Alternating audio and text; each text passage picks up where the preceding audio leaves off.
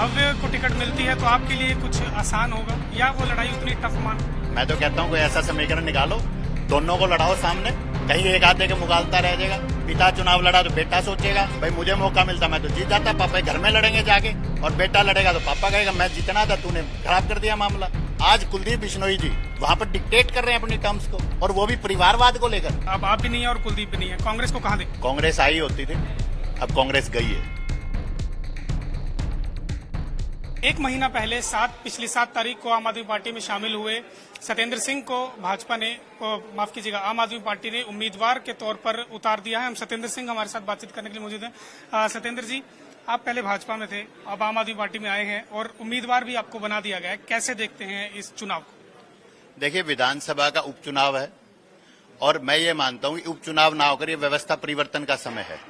व्यवस्था परिवर्तन शिक्षा को लेकर, स्वास्थ्य को लेकर, रोजगार को लेकर, बिजली को लेकर, पानी को लेकर, और यहाँ के जो प्रतिनिधि हैं उनकी एब्सेंट, उनकी अनुपलब्धता, उसको लेकर ये चुनाव रहेगा। आपने 2014 में भी चुनाव लड़ा था, तब महज 8% वोट आपको मिली थी और 10,000 प्लस वोट पा पाए थे, जमानत भी जब्त हुई थी। अब की बार जीत कैसे दर्ज कर पाएंगे या वो आंकड़ा कैसे छू पाएंगे कि आप आदमपुर की जनता के दिल में राज कर सकें? देखिए, मैं सबसे पहले तो मैं कहूंगा कि मैं ऑप्टिमिस्ट आदमी हूं। हमेशा विकास 8 साल पहले क्या हुआ था उसको लेकर हम बैठे रहेंगे तो आगे तरक्की नहीं कर पाएंगे। 75 साल पहले देश आजाद हुआ, आज देश विकासशील से विकसित देश की श्रेणी में जाने की ओर अग्रसर है और चला जाता। अगर बेहतर मैनेजमेंट होता, अगर बेहतर सरकार का क्रियान्वयन होता, अगर बेहतर नीतियां होती, अगर बेहतर नीयत होती तो हम विकसित देश हो चुके होते। आज आम आदमी परिवर्तन की तरफ देख रहा है। ये चुनाव आम आदमी वर्सेस सामंतवादी लोगों का है, आम आदमी वर्सेस रजवाड़ों का है, आम आदमी वर्सेस गढ़ और जो दादालाई जो कहते हैं उनका है। क्या आपके पास क्या प्लान है? आप आदमपुर में अगर जीतते हैं या आप आदमपुर की जनता के बीच में आज ही जाना शुरू करेंगे तो आप क्या अपना एक प्लान रखेंगे? मास्टर प्लान क्या है आदमपुर को लेकर के आपके पास? देखिए, मैं सर्वप्रथम तो ये बताना चाहूंगा कि मैं पिछले 8 साल को 365 दिन से गुणा करिए, मैं इतने दिन से आदमपुर विधानसभा में हूं और मैंने प्लेटफॉर्म पे भी ये बात रखी है, मैं आपके माध्यम से भी बात रखना चाहता हूं। कुलदीप बिश्नोई जी जब से मैंने 2014 में चुनाव लड़ा तब से यहां पर विधायक हैं। 8 साल में कितने दिन होते? 55 गांव है केवल आदमपुर विधानसभा में। 55 गांव में एक भी दिन मुझे यहाँ के लोकल विधायक के दर्शन नहीं हुए। मैं ये मानता हूं कि उपलब्धता जो है, हमारे एक साथी, अभी कार्यकर्ता साथी ने एक चीज कही थी, उन्होंने कहा था कि हथियार हाथ का और नेता साथ का। जिस नेता से मिलने के लिए आपको प्लानिंग करनी पड़े कि भाई आज नेताजी का पहले तो पता करो, 24 घंटे में तो पता लगता है नेताजी है कहाँ पे, दिल्ली में है, चंडीगढ़ है, यूएसए में है, यूके में।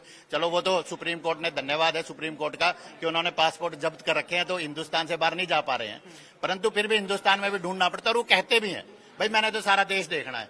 अभी भी जितनी बार वो प्रेस के माध्यम से, अन्य प्लेटफॉर्म पे, साधनों में, चौक में, चौपाल में वो कुछ दिनों से बड़े एकदम एक्टिव हुए हैं, तो वो ये कहते हैं कि मुझे तो राजस्थान देखना है। उनके हरियाणा में रुचि, मुझे नहीं लगता रुचि, क्योंकि वो मानते हैं, अंदर से उनको भी पता है इस बात का कि आदमपुर विधानसभा जो उन्होंने पूर्व लिखा है वो पूर्व उन्होंने सीमेंट में चिन्हने का काम कर दिया। वो खुद भी चाहते हैं कि भव्य को टिकट मिले, उनको टिकट ना मिले।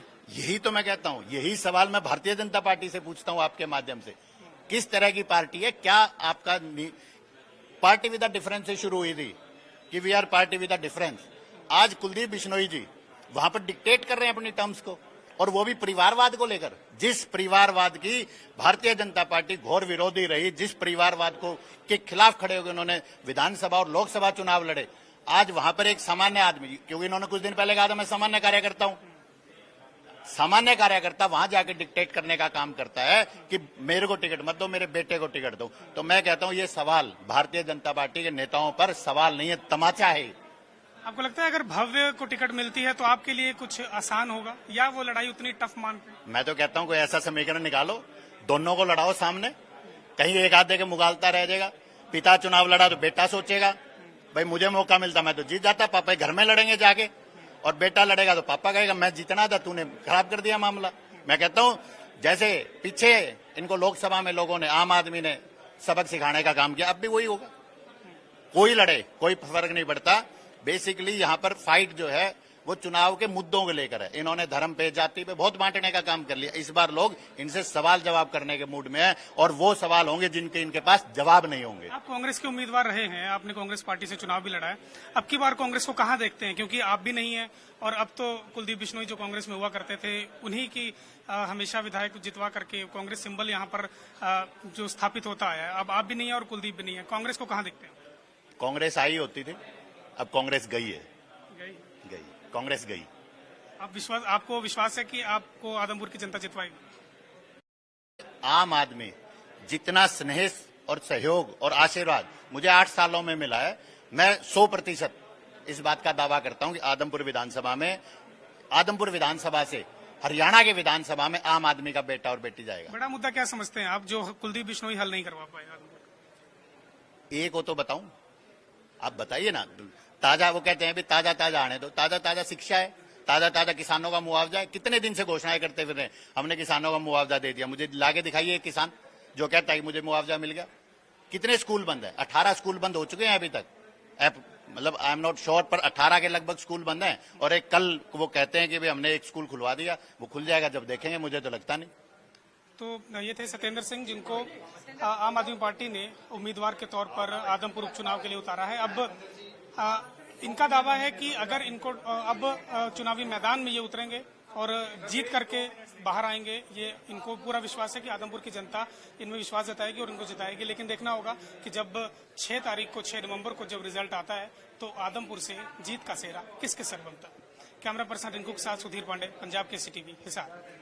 हमसे जुड़े रहने के लिए हमारे YouTube चैनल को सब्सक्राइब करें और नई वीडियो की नोटिफिकेशन के लिए बेल आइकॉन को दबाएं। अगर आप ये वीडियो Facebook पर देख रहे हैं तो लाइक जरूर करें और ज्यादा से ज्यादा शेयर करें। धन्यवाद।